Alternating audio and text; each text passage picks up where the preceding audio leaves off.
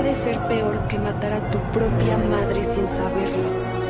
Vivirían con la sangre de otros.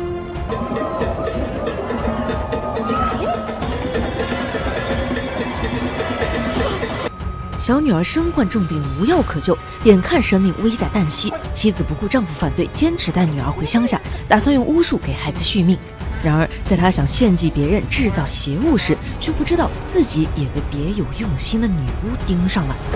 大家好，我是电影迷小雅，今天带你们看一部剧情绝佳、套娃反转的墨西哥惊悚恐怖片《邪眼》。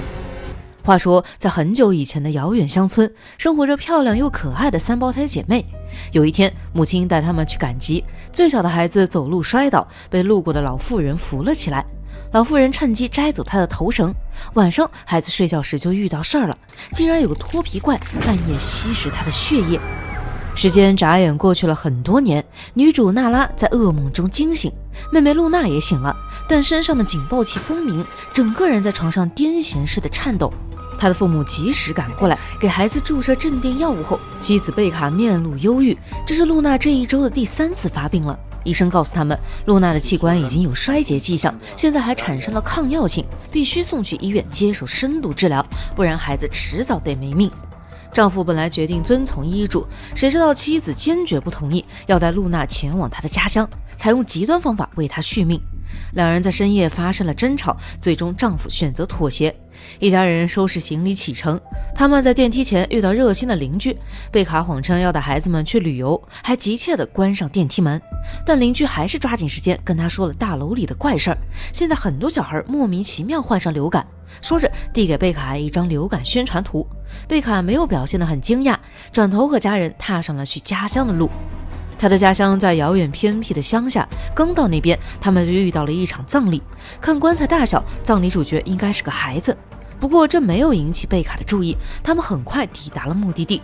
孩子外婆居住的别墅一共有3层，据说第3层是阁楼，那里以前住着孩子们的外曾祖母，而且这里还没网没信号。对生活在信息时代网瘾极大的娜拉来说，简直跟蹲禁闭没什么区别。好在后花园有个游泳池，当父母与外婆商量事情，娜拉就带着妹妹去泳池玩。她在那里遇到了别墅男仆，瞧见充满荷尔蒙的身体，娜拉居然生出一点小心动。等两人回到别墅，她听见母亲和外婆在吵架。外婆说：“没想到你还会回来。”母亲解释：“我也不想的，但为了女儿，我什么都能做。”这段话听起来有点家庭伦理剧的味道了。他们看到娜拉的身影，立刻停止了争吵。之后外婆让女仆给2个孩子准备水果，女仆和男仆其实是一对情侣，就住在附近的小木屋。面对主人家的小孙女，女仆的态度非常亲切，孩子们都很喜欢她。然而高兴的情绪没能持续多久，晚饭时外婆和贝卡又闹矛盾了，谈话间无意提到大楼流感的事儿，丈夫表现出担心，庆幸自己的2个孩子没被感染。外婆听得饶有趣味，脸上露出了意味不明的笑容。贝卡赶紧岔开话题，还跟丈夫做起了亲密动作。外婆眼神直勾勾望过去，转瞬收敛了笑容，神色似乎变得隐忍和嫉妒。同时娜拉也青春梦碎，看到男仆和女仆在旁边勾肩搭背。到了睡觉时间，女仆找到娜拉所在的房间，手里拿着一件裙子，说是外婆送给她的礼物。娜拉嫌弃裙子太丑不穿，这时露娜表示她睡不着，毕竟乡下没什么娱乐活动，通常7、8点就得爬床，这对从小生活在城市的2个孩子来说很不习惯。女仆只好给他们讲故事助眠，故事就是开头的3胞胎传说。拿走女孩头绳的老妇人其实是女巫，她用邪术锁定儿童，每晚跑到孩子的房间，吸食他们的血液，偷走他们的活力，如此自己就能永葆青春。女孩被女巫吸食血液多年，身体状况一直不好，后来更是恶病缠身，吐血不止。她的姐姐为了吓跑女巫，每晚会在女孩床底放一把剪刀，可惜为时已晚，收效甚微。姐姐们只能求助一位来自加勒比海的女魔法师。大姐行动非常坚定，二姐显得犹豫胆怯。不过两人还是走进了魔法师的房间。魔法师教他们制作邪物巴卡，据说巴卡来自于加勒比海深处，它可以帮助人们实现愿望，但也要收取相应的回报。因此魔法师要求姐姐们给他财富。巴卡的制作方法很简单，将鸵鸟蛋、山羊血、一条蛇与一个孩子，在满月当晚埋入魔法师测算的隐秘地点，经过6个晚上的施法，巴卡就会从鸵鸟蛋中诞生。自此之后，三妹的身体果然出现好转，但女魔法师没有就此放过姐姐们，而是以承诺传授黑魔法的奥秘引诱姐姐们侍奉她。二姐没有受到蛊惑，只有大姐选择了跟随魔法师。然而在正式成为黑魔法学徒后，大姐却发现了惊天秘密。原来魔法师就是当初拿走女孩头绳的老妇人，也是吸食三妹血液的女巫。大姐决定杀了女巫，以恶制恶。故事讲到这里突然被打断，贝卡走了进来，要求女仆以后别给孩子们讲道听途说的故事。不过贝卡并不是在监视孩子们，而是找大女儿娜拉谈事。他们夫妻俩找到了治疗露娜的新方法。那地方离别墅比较远，因此想让娜拉照顾好妹妹，自己和丈夫跑一趟外地。娜拉尽管不太情愿和外婆相处，为了妹妹只能同意留在别墅。这一切都被外婆看在眼里。不仅如此，外婆还跟踪贝卡，偷看她和丈夫的动作戏。轮到夫妻俩打包行李出发，外婆和贝卡告别时说了意味深长的一句话：娜拉让我想起你那个年纪的样子，希望她不会那么傻。在夫妻俩走后的第一晚，原本对两孩子和蔼可亲的外婆原形毕露，变得刻薄又强势。知道娜拉是素食主义者，却特意给人准备牛排，不准浪费食物，也不准点餐换餐。娜拉虽然觉得委屈，但没有因此消极颓废。第二天穿上泳衣，打算去泳池泡一泡，岂料泳池里的水浑浊不堪。在附近工作的男仆表示，泳池早堵住了，一直没让收拾，如果娜拉愿意，他可以帮忙清理。然而两人刚谈妥，神出鬼没的外婆却来了，支走男仆后大骂娜拉不知检点，穿着暴露。晚上外婆还到两孩子屋里作妖，伸出骨瘦如柴的手盖住孩子脸庞，叽里咕噜说一大串咒语。装睡的娜拉看到外婆古怪举动，在人离开后连忙下床关紧了门。不过这一夜大家都相安无事。隔日，外婆在摇椅上听古典乐，专门用唱片机播放，活得像上世纪的淑女。露娜已经坐在厨房等待女仆准备早饭。娜拉一见到女仆，迫切地想知道三胞胎故事的结局。女仆原本碍于贝卡的命令，不打算告诉孩子们，但在两孩子的追问下，她还是继续了讲述。故事中，大姐决定杀害女巫后，喊来了二姐帮忙。他们偷偷进入女巫房间，在大型南瓜里发现了女巫的皮。原来女巫每晚出门害人，都会脱皮后飞出去，只要在人皮上撒盐腌制，等女巫回来重新穿上人皮，她的身体就会奇痒无比，进而灼热焚烧。可是盐虽然杀死了女巫，她却在最后诅咒了姐妹们，声称三胞胎会因为嫉妒走向毁灭。同时，女巫的死去导致巴卡失控，她不仅索取财富，还夺走了三胞胎母亲的性命。三妹得知巴卡的存在，决定结束这场悲剧，果断杀死已经长大的巴卡。巴卡死亡后，三妹再次病倒，带着病走到生命尽头。而由于母亲的死亡，大姐和二姐反目成仇。之后，大姐继续修习黑魔法，二姐发誓再也不碰这东西了。但他们施行巫术的事儿很快在村子里传开，成了人人喊打的恶人。两人只能相继逃走，到处躲藏。娜拉听完整个故事，好奇地问女仆：盐真的能杀死女巫吗？女仆让她别把故事当真。这时，外婆走进厨房，指责娜拉让男仆清理泳池，命令她自食其力，不要依靠别人。娜拉担心外婆支开自己是想对露娜不利。经过昨晚的事儿，她已经怀疑外婆是女巫了。不过女仆表示可以代为照顾露娜，娜拉这才气冲冲地去做事儿。她这小胳膊小腿做完就到了晚上，外婆却让她明天继续，别想着偷懒。当天晚上，娜拉找到一把剪刀，将其放在了妹妹露娜的床垫下，接着疲惫不堪地倒床入睡。然而由于一天没吃饭，半夜饥肠辘辘地饿醒了，去厨房找食物时，忽然听到露娜的喊叫，不过只有一声。她没及时跑过去看，反而注意到厨房煮着一锅绿油油的浓汤，汤里放着的东西正是幼小的巴卡。娜拉吓得拔腿就跑，冲上2楼，看到外婆房门开着，里面摆放着各种恶心的祭品，还有一个大南瓜。在警报器的滴滴声中，她打开了南瓜盖子，发现里面有一张人皮。猛然间，人皮中伸出一只手攥住了她的头发，娜拉大声尖叫，忽地从床上坐起。原来刚才的一切都是噩梦。不过她还没从惊吓中平复，便看到一个女巫蹲在露娜床角，正滋滋有味吸食她的血液。女巫与娜拉视线相撞，连忙顺着房顶从窗户逃走了。同时，露娜的警报器蜂鸣，整个人也颤抖不止，这是再度犯病了呀。可是等到天亮后，两姐妹却好端端从各自床上醒来，好似女巫吸食血液的事也是一场噩梦。娜拉陷入了梦中梦。然而当露娜下床穿鞋，右脚却痛得站不稳，还不受控制呕吐了。显然昨晚女巫确实来过这里，但娜拉着急处理妹妹的病，没能及时想通这一层，反而慌张跑去求助外婆。外婆正在跟贝卡通电话，声称两孩子在别墅生活得很好，还不让娜拉和母亲对话。急切挂断后给座机上了锁。接着她去看生病的露娜，露娜发烧了，外婆认为是娜拉没照顾好妹妹，对她做了什么才导致的发烧。娜拉辩解无用，也想不通关键，只能去找女仆聊天谈心。其实这里已经揭开前面流感的伏笔，女巫吸食了露娜的血液，第二天露娜就发烧了。那么大楼里那些发烧的孩子是不是也被女巫吸食血液了呢？娜拉告诉女仆，她怀疑外婆是女巫，女仆却说外婆是个心地善良的好人，多年来村民都很尊敬她。娜拉不要胡思乱想，给自己添麻烦。对此，娜拉只好选择闭嘴，可她还不死心。趁外婆照顾妹妹时，娜拉发现自己站在2楼，手机就会有1格信号。于是她偷偷去了3楼的阁楼，尝试给爸妈打电话。电话还没接通，她的注意力就被墙上的照片吸引，那是坐在轮椅里的外曾祖母。接着她发现旁边有一个相册，不过还没等她仔细翻，外婆忽然出现，拽走了她。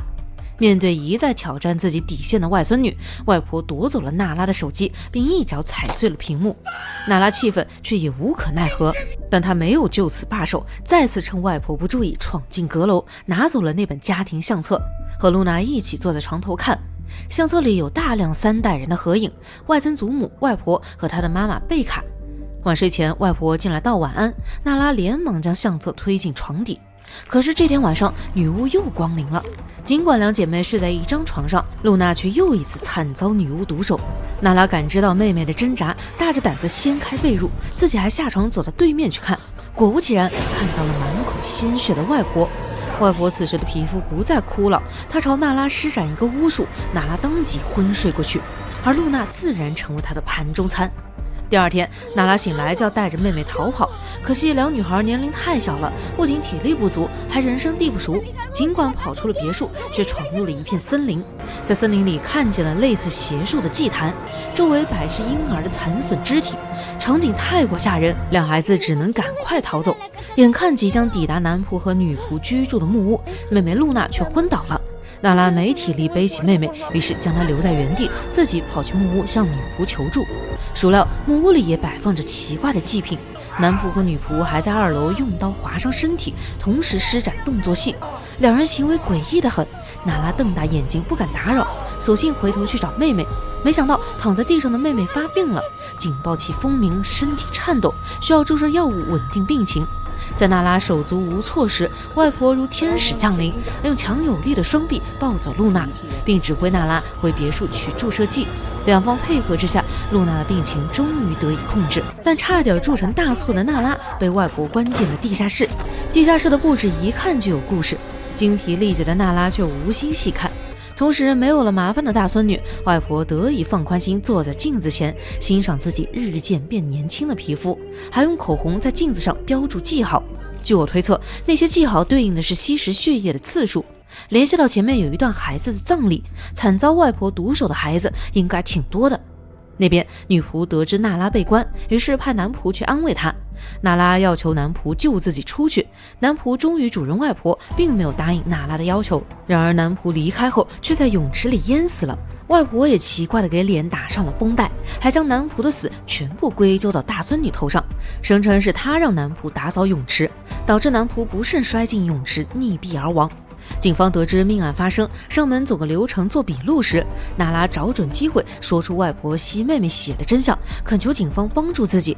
然而警方坚信外婆的为人，以这是外婆家庭纠纷为由，对娜拉的请求置若罔闻。娜拉再次见到妹妹露娜，她已经虚弱的要靠轮椅行动，身上还插着抽血的管子。外婆说这是遵从贝卡的要求，给露娜接血液样本。娜拉自然不相信外婆，听到楼下传来电话铃音，马不停蹄冲了出去。可惜虽然她接到了电话，妈妈贝卡那边却信号不好，两人一句话没说完，电话线还被外婆扯断了。为了防止娜拉再次添乱，外婆又将她关进了地下室。不过这次娜拉学聪明了，用铁锹撞开门锁，随后去2楼找虚弱的妹妹，拿出放在床垫下的剪刀。外婆听到动静立即赶来，在与娜拉的争执中被戳伤大腿，打得头昏眼花。娜拉趁机带妹妹一起逃离别墅，可是她没有调查过路线，出去后再一次跑进了树林，还见证了一场疯狂的献祭仪式。被献祭的主角正是男仆和女仆，男仆已经死亡，女仆则神情呆滞地割断了他的脖子。同时另一个地方正在制作巴卡，实行巫术的是个戴着诡异面具的人。在娜拉和露娜逃跑途中，露娜的警报器一直在响个不停，娜拉没能及时采取措施，妹妹硬挺挺地倒在了地上，没有了呼吸。不过就在娜拉为此伤心时，面具人摘了面具，露出真面目，正是2个女孩的母亲贝卡。原来她也是女巫，贝卡制作的巴卡孵出来了，而露娜也死而复生。姐妹俩没搞清楚状况，在森林里奔波了一夜，终于找到了马路。可惜由于力气用尽，双双昏倒在路旁。幸好贝卡夫妻碰巧赶回，抱起2个女儿回到了别墅。等娜拉从昏睡中醒来，第一眼看到的却是外婆。外婆朝她施了巫术，娜拉便全身不能动弹，双目紧闭。贝卡夫妻俩以为孩子没醒，打算先收拾东西送小女儿去医院，之后再回来接人。临走时，贝卡对外婆表达了感谢，要不是她照顾2个孩子，娜拉差点杀死自己的妹妹。听到外婆颠倒是非，娜拉尽管还有意识，却无能为力。不过贝卡很快发现不对劲，她在露娜脚上发现了咬伤，连忙回到别墅找外婆，并嘱咐丈夫，如果她5分钟没回来，就去别墅接娜拉一起离开。可惜她的去而复返早被外婆预料到了，因此当她闯进外婆房间，旋即被躲在墙角的外婆敲晕。外婆说：“你夺走了我的母亲，现在我要夺走你的女儿。”之后外婆卸下绷带，露出一张和贝卡完全一致的脸。而醒来的娜拉也看到了相册里的所有照片，其中一张是3个长相相同的女孩，一个坐在轮椅上，另外2个站在轮椅后面。娜拉没想通照片指向的真相，神经紧绷地往外走。没想到外婆穿着贝卡的衣服出来，伪装成贝卡，告诉娜拉以后会接外婆去城里一起住。娜拉认定外婆是女巫，于是借着告别的名义去外婆房里用盐杀死了外婆。而以贝卡身份回到车内的外婆，则跟不明真相的贝卡丈夫玩起了动作戏。等娜拉洗掉身上血迹，从没杀过人的她神情呆滞，还穿上了外婆送给她的裙子。随后和父亲驱车回到城里。经过医生的检查，露娜已经完全康复。虽然娜拉表现得木讷，好几天没有说话，身体却没有出现问题。其实娜拉是因为杀人自闭了。第一次来月舍的那天晚上，她还能镇定地处理染血的床单。听到一间房里传出响动，果断用刀撬开门锁走进去，接着发现养在木盒中的巴卡和放在衣篓中的人皮，但这都不足以令她崩溃。等没皮的女巫从窗户跳进来，亲切地恭喜娜拉长大成人，娜拉这才意识到自己杀死的外婆其实是母亲贝卡。电影斜眼在娜拉的挣扎中结束了，真相也铺展得很彻底。外曾祖母、外婆和贝卡就是当年的3胞胎，分别是3妹、2姐和大姐。3妹患病去世，2姐和大姐分道扬镳。大姐从一开始就在学习巫术，所以总是年轻漂亮，还找到了爱人组建家庭。而痛恨巫术的2姐看到大姐的幸福美满，心里逐渐产生嫉妒，在年老色衰时重新涉足巫术，祸害村里的孩子，更在大姐为救着露娜回村制造巴卡时，利用姐姐的信任夺走她的身份，并设计让娜拉杀死自己的母亲，一如当年她的母亲被大姐的一意孤行夺走了性命。而最初的女巫被盐杀死时曾放出诅咒，那句诅咒也应验了，3胞胎终究因嫉妒走向毁灭。至于剧情中的男仆、女仆和丈夫，其实都是工具人，对整个故事没有多大影响。前2个就是献祭用的，丈夫则是诱发2姐因妒生恨的作用。总的来说，斜眼的剧情并不复杂，恐怖镜头也不算很恐怖。它之所以能成为墨西哥本土票房冠军，应该跟剧本的完成度有关。契诃夫有句名言：如果故事里出现一把枪，那它非发射不可。斜眼的剧本正是做到了这一点，剧中大量细节都能找到前因后果，非常经得起推敲。比如贝卡在见到外婆时没有喊她妈妈，再比如影片一开始莫名其妙的孩子葬礼的镜头，而且这部剧结尾还升华了一个档次，以损失娜拉的智商为代价，营造出三胞胎宿命式的荒诞悲剧基调。一切始于女巫，又终结于女巫，所以建议宝子们有空去看原片。好啦，我的解说到此为止，宝子们别忘记给个3连支持一下哦。